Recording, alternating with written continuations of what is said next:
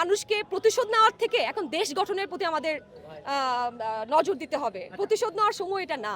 রাজনীতি হবে জনগণের জবাবদিহিতার ভিত্তিতে, জনগণ কি চায় তার ভিত্তিতে। কেউ কেউ করেনি, অবশ্যই করেনি, কেউ কেউ করেনি, কিন্তু তার মানে না তারা বিপক্ষে ছিল। তারা বিপক্ষে ছিল এরকম না, তারা সবসময়, আমি যতদূর দেখেছি এবং যারা আমাকে বলেছেও যে চমকগুলো ডিলিট করো, তারাও দেশের ভালোই চায়। আমি কি বললাম যে ইভেন আপনারা যে আওয়ামী লীগদের উপর আক্রমণ করছেন তাও করবেন না আপনারা, তারাও যদি ভালো হয়ে শুধরে ফিরে আসতে চায় একসাথে। আমাদের দেশ কিন্তু একটা 50% মানুষ বাদ দিয়ে আমরা চালাতে পারবো না, আমরা সবাই মিলেই চালাতে হবে।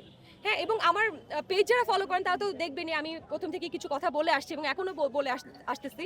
আমাদের এখন হাই টাইম মানুষকে প্রতিশোধ নেওয়ার থেকে এখন দেশ গঠনের প্রতি আমাদের নজর দিতে হবে। প্রতিশোধ নেওয়ার সময় এটা না।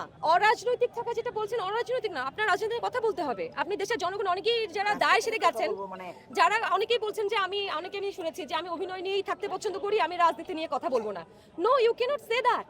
এই দেশের জনগণ হয়ে এই দেশের আপনি এই দেশের সমস্ত রাজনৈতিক সুযোগ সুবিধা ভোগ করবেন, কিন্তু আপনি রাজনীতি নিয়ে কথা বলবেন না, আপনি ভয় পাবেন, এটা আসলে কোনো এটা গ্রহণযোগ্যতা না। আর আমরা কখনোই সাপোর্ট করি না যে গোলাগুলি দিয়ে বা শক্তি বল প্রয়োগ করে রাজনীতি হবে।